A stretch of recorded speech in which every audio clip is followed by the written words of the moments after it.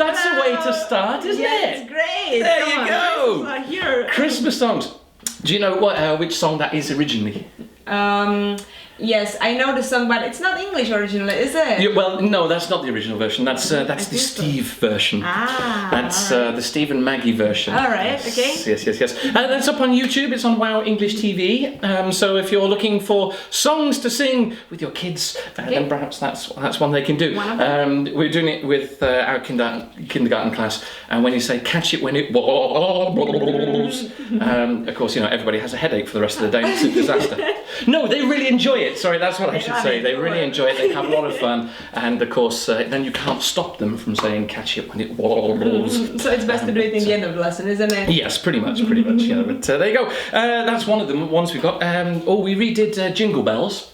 Is it Jingle Bells? Yeah. Christmas Day, Santa's been this way. He put presents under my tree. If you see him, say thank you from me. Hey!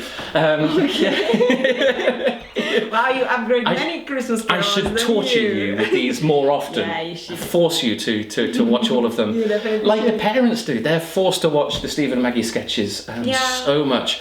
But I think they love feedback it, still you seems guys. to be good. It still seems to be good. So, okay, we got some hearts, we got some love, we got some thanks. Okay, who have we got on We line? have Kaota, Kukita. Kaota Kukita. Well, that's a fantastic name. Great name, Kaota I love Kukita. Hey, that's wonderful. Again, I always feel a bit sad when we say hi to these people with fantastic names and I'm Steve what? Come on. What a boring name. It's, there you But go. out of such a name, it comes a huge Well, project, right? Well, yes, that's it. We have been busy. But hey, hello to you. Hi, I hope you're feeling in the festive spirit. I saw my first Christmas tree immediately after we did the last live stream. That was almost a month ago that I saw the first Christmas tree. See? It's starting sooner and sooner, right? I know, it's awful. I mean, it's great. Come on, it's not awful. We'll see. But Come on, Christmas is coming. Yay. Nice festive mood. Oh, I got your Christmas present, by the way. It's an empty box. Okay, thank you. There you go. I've been using that empty box, for about 5 years. It's a special gift. Obviously, it's something that I've kept and treasured, and I pass it on to you. Perfect. It's perfect for playing some games with the kids. Just have like a little symbolic Christmas present. It fits into the bag. You can have a game of pass the present. Of course, when the music stops, catch you when it wobbles, and it goes over to you. And of course, now you have to answer a question. Maybe I show you a flashcard or something like that. All right. So. Just what I thought we might do, of course, we're getting close to Christmas. Lots of people are doing their Christmas lessons or they're planning their Christmas lessons. So I thought, okay, let's try and give a few ideas of things that you can do in the Christmas lesson. Okay, so if you'll indulge me for a second, because we did say that this was about classroom management. It will be about classroom management. And I've got some special props that I was going to surprise you with later. If I just dig into my bag, of course, we've got this. Okay, and we've also got this. Okay, wow. Right. So this is what we're going to be discussing later on. Okay, you can hold those until we're ready for them. Okay, you're getting all the gifts, aren't you? You must feel so special. I was a good girl all the time. You must feel so special. You've got a Christmas present, a carrot, and a stick, and that is essentially what we are doing for this whole live stream. Okay, so let's dive into it. I started off my Christmas lesson way back when I was a young teacher, and I didn't have grey bits in my beard and all of that, So I started off and I put on a beard. All right. Of course, because I'm going to be Father Christmas. So I put on the big beard. I put on the hat. So I had here the Santa's hat. You can see I've been using these props for a very long time. Look at that. I didn't even notice that had happened. Anyway, so so I had my Santa's hat. I had the big beard on. Actually, you can keep hold of that for a second, if you don't mind. Also got these here. I think they suit me. They suit you great. You can be Father Christmas, and I'll be the reindeer. All right. Okay, there we go. Father Christmas. Excellent. Good. I just missed the beard. You do. I can't really, yes. Anyway, I started off, and I went into the classroom, obviously dressed like Father Christmas, and I said, "Ho ho ho! I'm Father Christmas." And what do you think the kids said? You're not. Kids said, no! You're not. It's you! It's Steve! Yeah, I can see, look! And they immediately just went to pull my beard. Now I have a real beard. It's very painful, if the kids do that. But this was when I was young and, clean shaven. And of course they pulled the beard and they instantly want to show you that they know you are not the real Father Christmas, of course, so that's obviously true. Actually, can we swap again? Sorry, because I need my Father Christmas hat for this There one. you go. So I came in and, I look very good in those reindeer ears actually, but I think you probably modelled them a little bit better than me. I had the Christmas hat. Now, what I did is I went into the classroom and I said, hello everyone, hi, it's me. Yeah, I'm not Father Christmas, I'm not, but I would love to be. It must be amazing, to fly around on a sleigh with reindeer and give presents to all the children. So will you help me change into, fulfilling my dream and becoming Father Christmas? Will you help? Will you help? Sure. Yay! Okay, good. Will you help too? Yeah, give us a thumbs up or a quick yes, if you will. We have one hello from Honduras, from Wendy. Oh, Wendy, hello to you. Honduras. Quite far away. That's far away from us, but I'd love to visit all these places, and hopefully we get there soon. Yeah, hopefully. We'll come on to a little bit of the news section afterwards, and if you're from Turkey, I really do want to talk to you. So please, if you're from Turkey, hang around, and I want to say something, just to say a quick hi to people in Turkey. We've got. Yes, she's in Vietnam. Hello to you. Hi. Wow. They comment very often on a lot of things, which is great. We'll say a couple of highs whilst I just get my props ready. Okay, because for this, to be Father Christmas, obviously you need a big beard. You're looking very worried now. Because you took out the... You can tell, we don't actually go through a live rehearsal. Sometimes editor has no idea what's going to happen, and neither do I. Okay, so I've got some cotton wool, obviously, because I can't grow a beard in the next 10 minutes. I could try, but... Yeah, it will be hard, isn't it? It's difficult. It is difficult. So what we did, to say to the kids that, will you help me become Father Christmas? They said, yeah, we will. And I asked them to essentially name a flashcard. So I got out some Christmas flashcards. And I held them up and sort of said, what is it? And the first child to answer the question, say, oh, it's Rudolph the Red-Nosed Reindeer, or it's Father Christmas, it's a Christmas tree, it's a present, it's a bell, it's a bauble. All the vocabulary of Christmas that you can cover in your Christmas lesson. Just have to say one thing.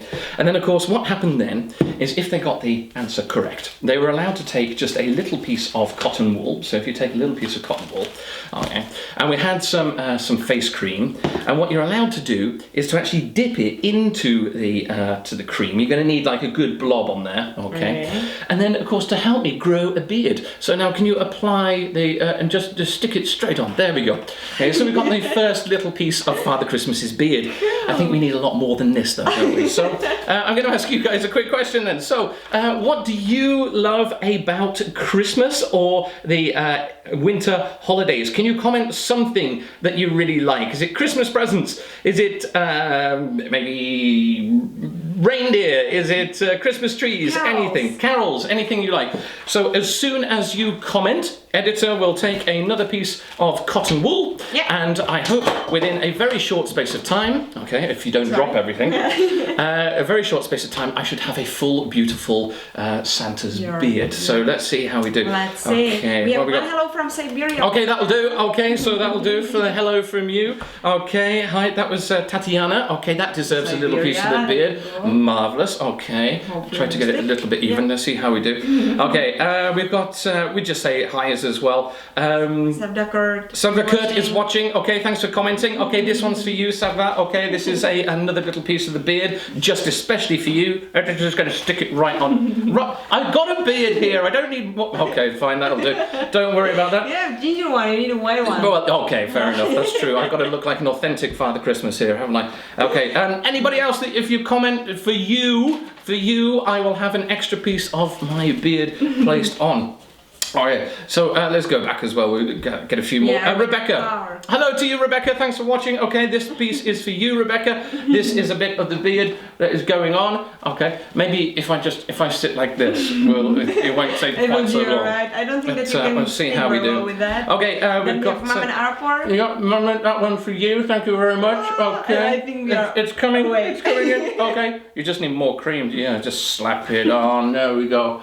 That bit there. I think does that look fine? Yeah, okay. Right, who else have we got that's watching this piece for you? Okay, Elsa this is to say hi. Elsa, as in from Frozen. Fairy Wow, fantastic. Okay, there we go. Good. Okay, I think I'm looking quite good now. Just a little bit over the moustache though. Christmas carols. Joan likes Christmas carols. Christmas carols. Joan likes. Excellent. Yeah, Christmas carols is always good. Slap it on. There we go. One over there. Okay, marvelous. Who else likes anything particularly about? Magdalena Koszinska. I think she's one of our partners. Yes. Hello to you, Magda. Okay, this piece is from for Poland, you. right? Let's have another piece. The final piece that's going to go on. Okay. There you go. Very good. Right. Okay. So obviously now I look like Father Christmas. Yeah? You think so? Yes. Do I look? Yeah. In your head, if you think so. So now I would ask the children. Well, do I look like Father Christmas? Have we finished the beard? And the children will probably say, well, no. So we have to take this. Ooh. Do you like the cream? You have to choose your cream very carefully. But of course, what we're going to do is we're going to get the children interested, and then I can wipe this all off, and I can say to the children, okay, now I need to put on a proper Father Christmas beard, put on the big beard, and when you do this and then you put on the coat and you finally are Father Christmas, then none of the children then want to prove that they know better by actually, pulling something or sort of getting in the way, and you can actually get on with your Christmas lesson that way. So there we go. Thank you very much. Let me just try. Yes, now you have the Father Christmas better for sure. There we go. And as an added bonus, you get baby soft skin. Baby soft skin. If it wasn't for the stubble, because I didn't shave this morning. If it wasn't for that, I would have baby soft skin. Sure. Now, you wouldn't believe how many Christmas lessons I had to do in one day once. Really? I had about 9 or 10 Christmas lessons to do. Wow.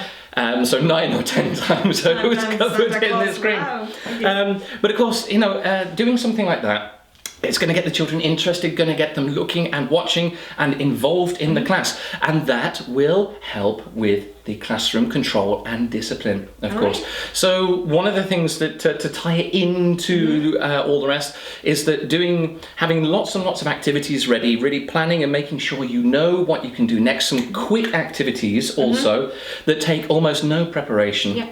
Means that if the kids start to lose a little interest, you can bring them back and you can get them onto topic.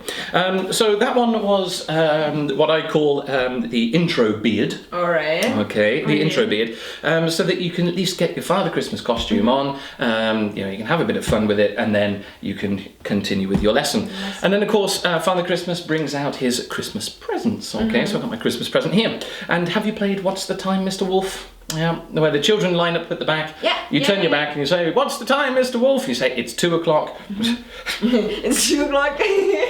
I think I need to go back to the kindergarten. So you say, "It's 3 o'clock." Okay, it's 3 o'clock, and they walk forward 3 spaces. 3 steps, yeah. Yeah. So what I do is, dressed as Father Christmas, I have my Christmas present. I put it on the floor just behind me. Okay, and I get the kids then to slowly walk up, and then of course I will turn around and stop, and if you're moving then you have to go to the back.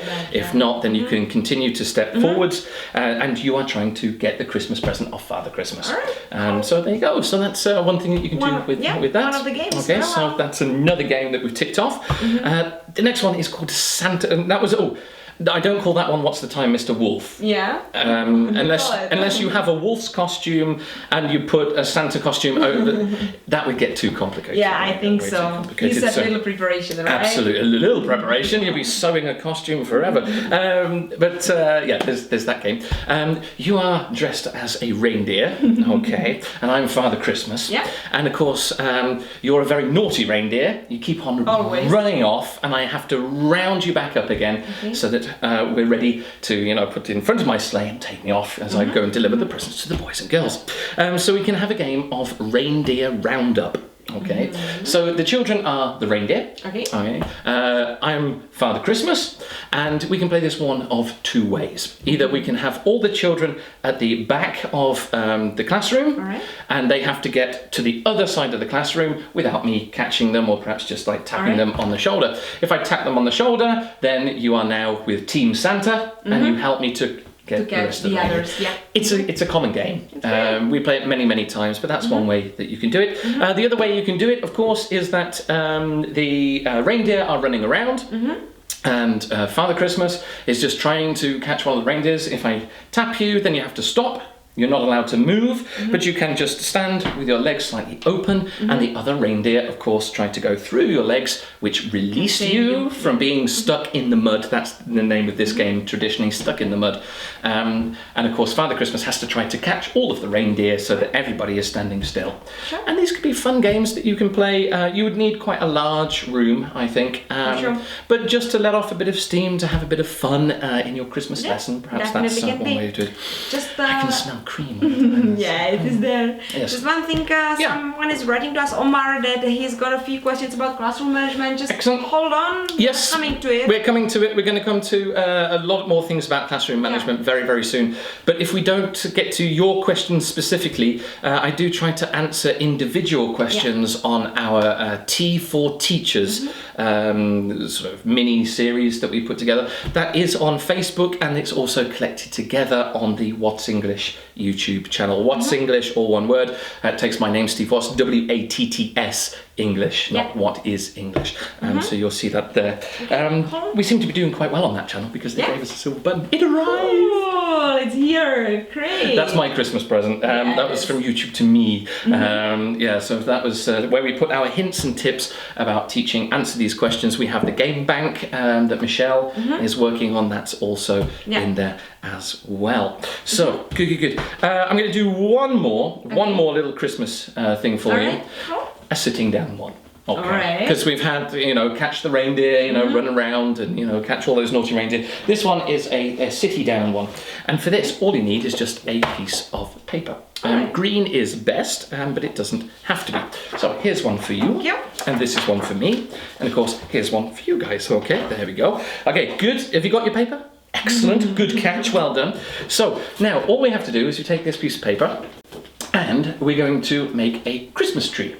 Right. And this is called the Christmas tree rib. All right. Okay, but because people are very impatient to get onto the classroom management stuff, we're going to have to do it quickly. Okay. All right. So we're going to count down maybe from 10. All right. Okay. I'm going to do it relatively slowly. Don't worry. But what you need to do is you need to rip out the shape of a Christmas tree, of course. Okay. All right. So you need the classic shape. Yeah. Okay. Yeah. So see how you do. You ready? Okay. Let's have a race, me and you, and you will tell us which one is best. Okay. It's obviously mine. You can type Steve now. You don't need to wait for editor to do hers. Just type Steve. Yeah. Okay. So, sorry, just add a little moment to it. Okay. So are you ready? Okay. Here we go. 3, 2, 1, go. 10, 9, 8, 7, 6, 5, 4, 3, 2 and a half. 1. Quickly. Almost there. Okay. 0. So, okay, let's take a look. There we go. There's my Christmas tree. No. It's not. Come on, let me see. Yeah, okay, it is. Wow! Merry Christmas, everybody! I mean, okay, I'm being a bit mean. What matters are the presents under it. This is true. This is true. And the people that you share Christmas with. But of course, you can tell I've done this quite a few times. Okay, yes. And I'm sort of like being a bit mean because I'm asking you to do it straight away. So this is like Christmas tree rib. Okay. So you can. Have a little bit of fun. Of course, take some pens and you can then quickly just draw on some baubles. Okay, some nice big baubles. You can have some bells. Ding dong, ding dong. Okay, so there you go. Have some bells. Okay, and don't forget a star upon the top. Okay, there we go. And ta-da! We have our Christmas trees. Nice. You're not even going to show it, are you? No. No. Incy wincy spider. No? Okay, I can't convince you to do. So there you go, that's a Christmas tree rip. Now, okay, some of the kids, and you might say to me, but Steve, hey, you've done this before. You know how this works, and that's not fair. So what you can do is you can say, okay, everybody will be able to do it in front of them, but the teacher or the bigger students have to do it behind their back. All right. So try to rip a Christmas tree behind your back, and you'll find that is incredibly difficult. Oh. So there you go. I can imagine. So okay, ta-da! No, it's fine. She won't let us see. Won't let us see. But there we go. Okay, so just a couple of ideas for your Christmas lesson. Yeah, great. Something you can have a little bit of fun with, and it's also something that we talked about. This hat is incredibly hot. Right, okay, there we go. Let's take that down. We will have it as a decoration. Lovely, marvelous.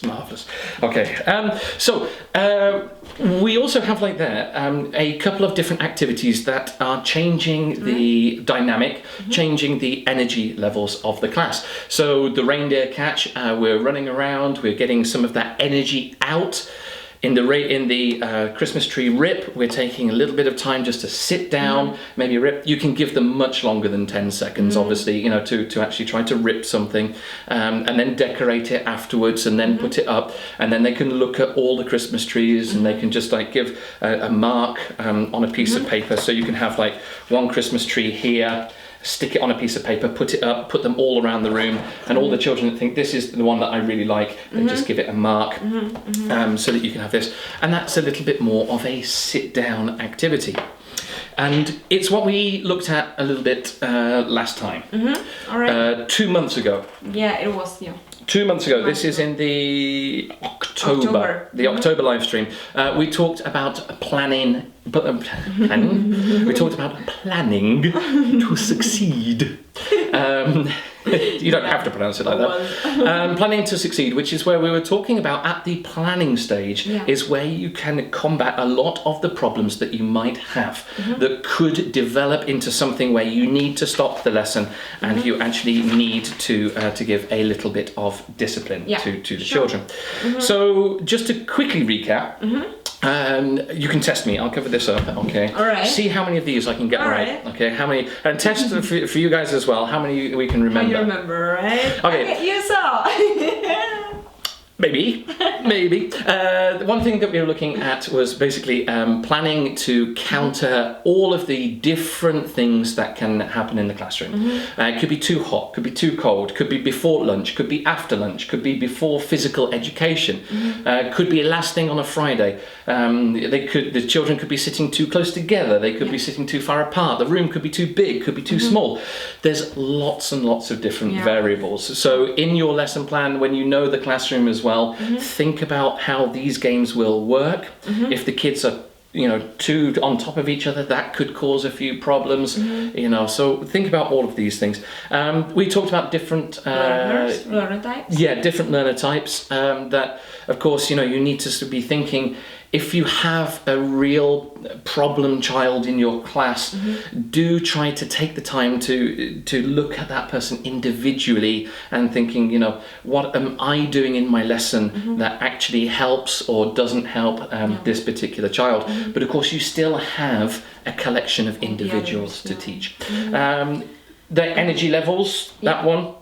We said that if you do something that has high energy, if you do it for too long, the children are going to get, super excited, well, like me, they're going to get hyperactive, and that's going to lead to problems. If you make them do sitting down activities for too long, then of course they're going to get fidgety and they're going to get frustrated and they want to get out. So we said, plan this high energy, low energy transition. And we spoke about the role of the teacher. We did, yes, very quickly. We went on to in your activity, think about what you are doing.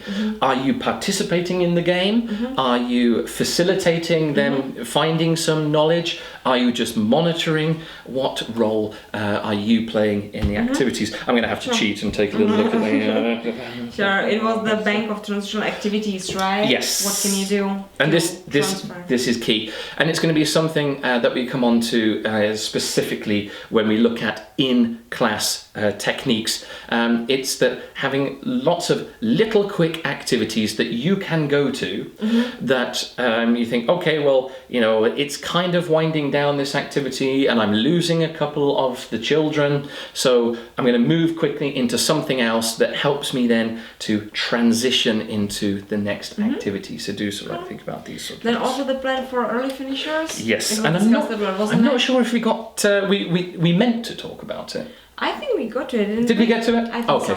Okay. If you plan for the early finishers, to know what you're going to do with them, and when you are when you're doing that as well, think about how you're going to plan the sort of power, the kind of power transition. Is that very often one technique that works very well, especially with disruptive children, is to say, okay, you know, so now you will be the teacher and I want you to lead the class in this particular activity.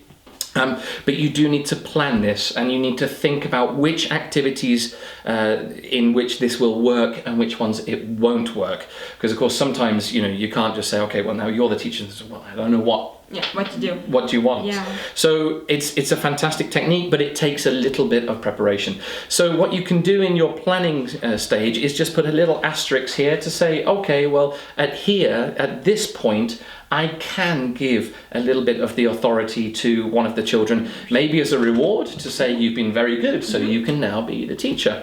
Or as like a child that's maybe disruptive. And again, you need to look at the individual child. Are they disruptive because they know everything? Yeah. They already know what you're teaching, but the other children don't.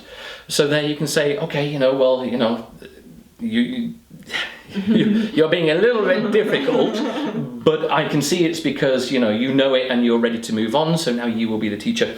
But just make sure in your teacher's notes, in your lesson plan, is that you're saying, okay, yes, it's going to be good to do that here. Okay, so just be aware of that. Plan carefully. Yeah. Yes, so there you go. Cool.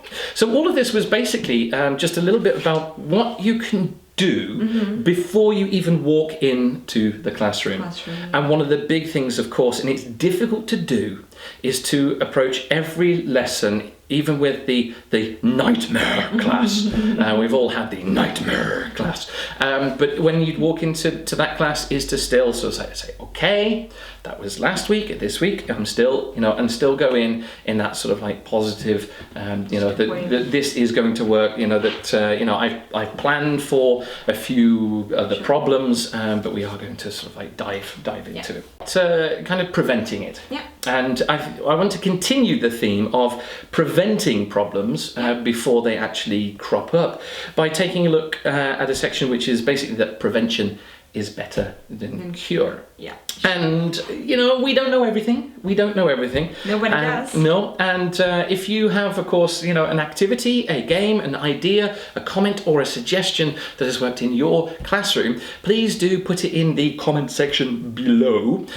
They will stay there. Of course, people that can watch this again or maybe watch it for the first time, they can follow the comments and they can see you say, okay, yeah, great. At this point, it works. Okay, now we have that one from Omar, that sometimes the kids can get overactive and cause so much chaos. Yes, yeah. And that's true, right? Yeah, and again, we need to try to get in there before they do become seriously hyperactive. Yeah. And we need to analyse maybe why they're becoming hyperactive. Have they just come off break and they've been stuffing themselves full of chocolate? Is that one of the reasons that they're really hyperactive? So try to drill down as to what is the reason for this. And you've got a choice there. You can, sometimes you can't really fight it. You do have to go with it and say, okay, I'm going to give the next 5 minutes to catch the reindeer, and we're just going to try and get some of this energy out. If you're able just to nip outside and maybe just play an English game in the playground, then that could be a way of, sort of like getting some of that energy out, using some of that stuff. But, okay. Good. So I would say that planning at the beginning of the course, really try to tighten up on what are the classroom rules. Even if the children don't know this language in English, and they have difficulties, you can't explain to them that this is what you want them to do. You can use our good old friend TPR, our total physical response, which we talked about last time. Yes, so you can sort of say, okay, punch, no punching, kick, ow, kick. So you can show like these actions. So there's no punching, no kicking, no scratching, no biting, no fighting, all of these different things. So we can try to get across with TPR and take the opportunity to teach this language at the beginning of the course. So take that time just to say, right, okay, let's focus on this. These are the rules, right? And it could be something that you need later on when you say, okay, look, no punching. So, if they don't know what that means, then it's lost. So, of course, that's when we can just say, well, stop it. And we can move on to that. But I think that sort of the focus on the TPR, focus on these transition activities and having something ready to go with, and try to catch those little disputes before they happen. Sometimes you can see that maybe like the kids are sort of like, they're fighting over, who gets the blue pen or something. It's like, and quickly you can get in there and you can say, okay, paper, scissors, stone. And if you know that paper, scissors, stone, of course, that's the classic game of paper, scissors, stone. Something wrong with me today. I said paper, stone, scissors. So paper, scissors, stone, and of course, I don't need to explain the rules, and then I will. That the scissors, scissors. The rock blunts the scissors. Anyway, you know that game, and it's fairly random, and you don't really have much control over the outcome. So it's not kind of like a teacher's picking you because you're the favourite and you're not. So the idea of that being completely random and just says, okay, paper, scissors, stone, or eeny, meeny, miny, mo. The one that I use is who will it be? I don't know. I think it will be you. Okay, and you get the blue pen. But don't worry, I got the red one. Okay, so you can use some of these things just to try to get in there before it becomes a larger problem. And a way of sort of like encouraging them not to be naughty, not to be too hyperactive or to be disruptive is essentially, we need the first of my prop, is that one. Okay. There you go. These are the carrots. The carrots. Yes, okay, so the carrots. The reason I have a carrot, of course, is that expression that it sticks and carrots and sticks.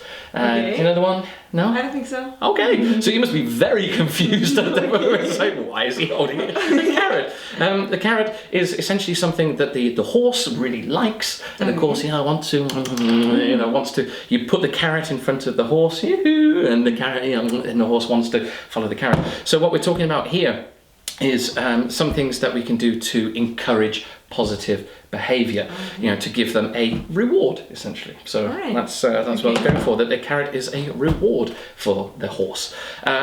So how can we encourage that positive behaviour? By doing rewards. Now, it has to be said here, we must be very clear that from everything I've looked at, that the carrot and the other prop, which is the stick. There we go. Okay, I'm a very visual person. I need these visual aids. The stick, of course, is to punish, to punish, to get the and we will come on to some of these sort of like in a little bit more detail, and we also need to say, well, there are a few suggestions, there are a few things that perhaps you could do, but it's down to you in terms of your school, the parents and the children, as to there are some people that say there must never be any punishment at all, and of course, obviously not. That's just ridiculous. But that's the phrase. It's about carrot and stick. So we're talking about rewards and punishment in inverted commas. But in terms of the rewards, the reward should never be mixed with the punishment. All right. So if we talk about say, okay, everybody's done very well, the class has gone very effectively, so here is the reward, and then next week they don't get on very well, then we take that reward away. Of course, all we're teaching them there is the fact that there's no point in trying to be good and to get the reward, because next time it will be taken away. So make sure that you do have very clear systems, and I would make them as different as you possibly can: a reward mechanism and a punishment mechanism, and the two are completely mutually exclusive. Right. Have we got any questions as we go at the moment? Yeah, that sometimes there can be a problem with the number of students you have in the class. How many students that you've got in the class? It can be in terms of if you have like several disruptive children, then perhaps you need to think about the activity and say, this activity is not working because of the number of children I have in a small space. We spoke a little bit about that in some of the past live streams. So. We said that it's best to put them into groups, have a representative from each group to play a game that is lots of fun and has all the movement. And of course, these teams want their representative to win and get the point, or to get the prize or whatever it is. So that's a way that you can do something that is that uses that energy. And if they're getting restless and bored and they're starting pulling hair or doing something, we still have an option to do these high energy activities even with larger classes. With groups of 30 people, I think this is the solution, right? Yes, it is. And you can sort of say, okay, well, I will take this section of the class, we will do this game, and there will be some questions that I follow up with. So you can say, who was the first to touch this one, or who was, so at least they're watching, they're not just sitting there like completely switched off. They're participating by watching, by observing and hopefully looking and listening. So some of these different techniques that we've got in there. Yes. One hello from Havras. Yes, Havras follows me on Instagram, and she very often gives me the thumbs up on my stories. Yay! Which is great. So hello to you, thank you. And I believe she might be in Kazakhstan. And yes, we've opened up, there's one school in Kazakhstan that started using some of our books. We'll come on to that a little. I'll save that for the news a little later. I won't get away. But it just popped up and I recognised the face. And give me a like on my Instagram feed. It makes me feel special. I am that shallow. I know. But it does think, people like it. People want more. So it keeps us going. So I'll just try to double back to where we are.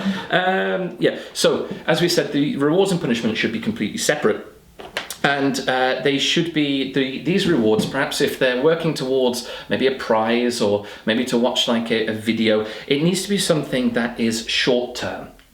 It's not going to be a reward that they have to work for across the whole semester or the whole year.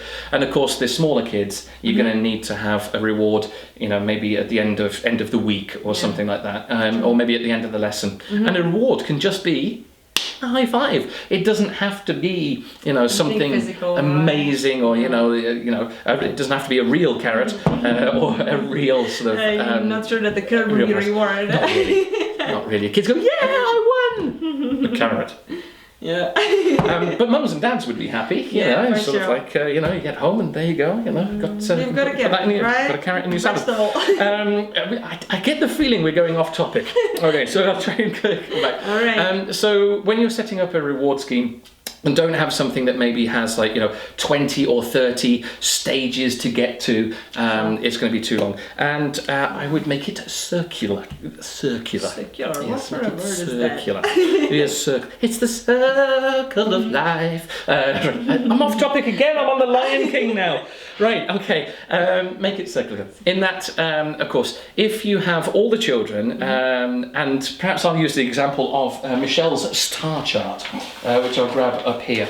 Okay, this is Michelle's star chart that we have. Hello, Michelle, how are you? Fine, thanks, Steve. Thank you for showing my star chart to everybody. You're very welcome. I don't think she's going to be impressed with that impression. I don't think so. Can I ask you just to hold that corner for me, editor? Yeah, so, maybe we can put it a little bit closer. Yeah, we'll put it a wee bit closer. But I do need to be able to just point to a few things here. So each child has got their own superhero, okay? And the superhero climbs up their ladder to the top, and at the top they then get a little prize, a little something. Okay. Now, you might think that this child child here who is Batman, I'm Batman, you might think Batman is very, very naughty because they're right at the very bottom of the star chart. Not so. Not so. Because, of course, once Batman has climbed all the way up to the top, they receive their reward, and then they start back at the bottom again. So there's no way of knowing when you walk into the classroom or when, and the kids, they don't really care about all of the other children, They just want to see that, okay, yeah, I had my reward last time, so I'm sort of like back up, starting to climb the star chart. There's no real way of being able to say, okay, this person is naughty, this person is doing really well, the person at the top is better than the person at the bottom. No. Because that's one big problem that we can get into when we start to assess it like on an individual basis. Of course, you can say, this person is better than that person. That is not the case. So, it's one thing to really consider when you are looking at these sort of things. But it's circular in the fact that, it's sort of like you get up to the top and then you sort of like go again. Yeah, so it's sort of like there's that big cycle. So it means that you can get more rewards and it's motivating for them. And it's a little bit of self-assessment from the child as well, because they know how many rewards they've received, or and it can just be like a high five, it can be a stamp, or it can be a sticker, or something like that. And on their way up, you can also praise them, encourage them, right? Absolutely. All of this is rewards. By saying, yeah, well done, great, high five. One thing that the kids love doing with me in the classroom is say, yeah, okay, today you did really well, so give me 5 on the side, up above. Up above, up above, up above, up above. Yeah, okay. We didn't practice this one either. Okay. So, up above, down below. Haha, you're too slow. So, so give me 5 on the side, up above, down below. Whoop, too slow. There you go. You never practiced anything. I know. So that sort of thing. And of course, the kids then, they want to do it. It's something that they want to get to. They want to try to sort of like, get the high five. And of course, it's not going to be all the kids, but again, be careful about this individual sort of assessment. And you guys, as the teacher, it's you that needs to decide if in your class, in your school, in your situation, that this is something that will work for you. So having all of these, and then the little prizes. I've got a little prize for you, editor. Okay. Really? I know it's like Christmas, but it is Christmas. It is Christmas. Okay. I ask you to put your hand in there and just pull out something. Go right down to the bottom. Right down to the bottom. Just take one. Okay. There we go. Yeah, who have you got? Who have you got? Who is it? That's Bob the Blob. Bob the Blob. Have you been sleeping since last time? Okay, do you know who that is, by the way? No. No, right, okay. Yes, not got much idea about... we've got little badges of Steve and Maggie and Bob the Blob, and we're hoping with customers that buy quite a few books from us, then we're sending these as little Christmas presents to people, yes. Of course, there's perhaps a little postcard. Yeah. If you send an email to hello@whatsenglish.com, we can send you a signed little picture, and perhaps that can be a reward. You'll need to print it off, if we can't post it to you. So print it off, and that can be something that you stick onto a piece of card, give it to one of the children as rewards, or Sticker. Yeah, stickers. Okay, we made a few fun stickers here with me and Maggie. There you go. Take a little closer look at that. Thank you. Still a bit of fluff on my beard. You can find little stickers almost everywhere. My little daughter, we were potty training, and she got a little heart-shaped sticker. It was a little 3D sticker, and each time she used the potty, and she could take a little sticker and put it on the potty. So now we have like it's a really blinged out potty now. It's just covered in sort of like ruby stars and all this sort of things. So anyway, there you go. So we've talked about like quite a few of these things, and the fact that like the self-assessment and the dangers of that, and perhaps rewarding the whole class is an approach. But do be careful here as well. We might think that, okay, we're not going to do the individual because we don't want them, sort of To like feel, comparing themselves too much. Yeah. But what you can find if you do it as a whole class, then there is one really disruptive child, then all the others really gang up on the child that's not behaving. And of course, as a teacher, we sort of say, well, yeah, I want everybody to say that this guy is being like, naughty and really frustrating. But that could lead to a significant drama, and it could be a very large problem. So do be careful with that. For sure. We had a couple of others, other ways of doing it, like the star chart that we showed. I'm not the best of artists here. So I had this one. This is a thermometer. Okay, so there's a thermometer. I hope you can see that. I just had a quick time to scribble it down.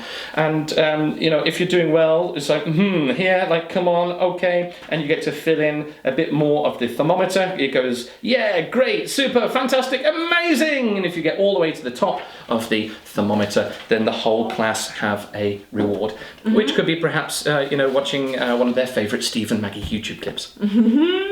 Shameless Or one of the self-promotion there, wasn't it? Yes. Or sing a Christmas carol, or do one of these things. So you these can are actually combine both, right? Individual rewarding and also class. Yes, and you can sort of like, again, what I really need to say here is that there is no golden rule. There's nothing that we can say, this works in 99.9% of times, and if you do this, you will have no problems. All we can do as a community, and from some of my experience teaching, is just share these ideas, and hope that that one or two might work in your school. How are we doing with? There is a question from Omar again. I think he's from Turkey. Because of the name. Excellent. I want to speak to people in Turkey. So hang around, Omar. Hang around. And he asked if a good teacher needs a long experience, or if it's okay if he just has the energy and motivation to teach the children. I think a little bit of both, and of course, experience helps. For sure. But often with experience comes. Yes. But I think that's the thing about the teacher. You're always trying to look for some new things, some new ways to make your lessons interesting. So experience definitely helps, but enthusiasm at the beginning is also good. And of course, the only way to get experience is to do it. So I wouldn't let the lack of experience put you off. And I think there can be teachers that are fresh to it. That can be amazing teachers. It's balancing a lot of things. It's balancing patience and understanding, and it's balancing the effort and all of these things. So Very well. We have one hello from KM Toys. KM Toys. I have no idea. How long have you been a teacher? Or she asked. Yes, it's over 15 years now. It's over 15 years. I think it's so far over 15 years that it's now 16 years. I have to keep on re-evaluating every now and then and think, how long has it actually been? But, and we have one comment from Rabia, who says that she was using your techniques. Yay! And it really worked with the youngers, so it was okay. Thank goodness. Right. Okay. I was expecting. And she asks what she is supposed to do to organize better youngers during the game.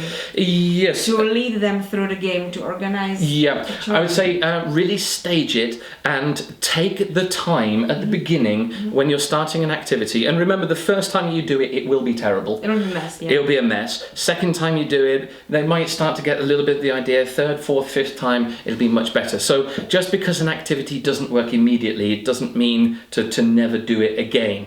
But take the time to really go through each step. Often you have to take the children to say, okay, can you come and stand here? Can you move back there? So you might need to actually really orchestrate the class. Take time to go through a demo, and then you can actually start to play the game. And keep your classroom instructions consistent. Think about your paralinguistic features, which we spoke about. The stop, come here, sit down, listen, repeat, all of these sort of things. You need to run and write. So to sort of show all of these things. And go through these stages. So I hope that helps. And essentially, with the very small children, is being ready to move on to the next thing. But the big thing, one thing that we had down here in your transitions, is use the children to help you tidy away one activity or get the next activity set up. Perhaps if you're playing stations, you might say, okay, James, can you please take this card and actually put it into their hands? Can you put this card over here? Okay, thank you very much. So that rather than actually sort of like saying, okay, can you put it over there? Really just like take them through it, and then you can set up that activity, and then afterwards you can say, okay, help me tidy away, and keep your teacher space special. There's a corner of the classroom the children are not allowed to go there, and then we can sort of like say, okay, this is where I have everything organized, and then I can put that activity away, take this activity out, and move on with that. So there we go. All right, that was a few things. That's just on kind of like the lead up essentially to the topic. I'm not wearing my watch. How are we doing for time? Time is running away with us, isn't it? It's escaping. So I hope this kind of gets the ball rolling on classroom management, but of course, this is not everything. This is leading in, and I want to do this in a way that we don't just attack classroom management by immediately going in and saying, right, well, what you need to do is you need to, use your authority, use your body language and say, stop it, and sort of like, you don't do that, come here, sit down, sit on the timeout chair, and all of these kind of things. Because when you look at classroom management techniques, I think we always need just to stop ourselves from immediately getting to that stage and taking the time to assess where this class has started to go wrong. Now, in the meantime, I know this won't answer a lot of your questions who are suffering with this one child that is causing problems, and that you really want to have something that you can do immediately.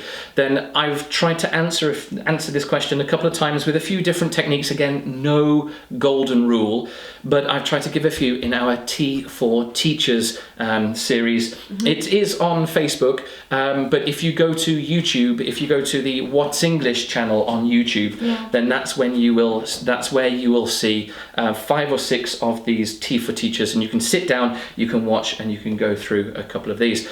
But what this does mean, it means that we are definitely coming back, and I think perhaps in January, when everybody wants to make a new start and they want to get going again, in January, we will come back with, what if none of this works? What do I do? And that's what we'll get onto next time. So do take the time to plan at the planning stage, to think about the class and how these things might be happening. Think about your reward strategies. Is your reward strategy motivating the children to do what you want them to do? And these are a couple of the different ways that you can do it. One that works with boys, by the way, and it's usually the boys. One that works with the boys is a little race car. All right. I have a little race car. I stick it on the side of the board, and at the end of each lesson, when things have gone well, we decide how well the lesson has gone. All right. If it's gone really well, then of course the car motors on to get a good distance ahead, and you can show progress in terms of the learning as well. To say, but again, I would keep these slightly separate. If we say this lesson hasn't gone quite so well, so it's like, the car has only gone a little bit forward.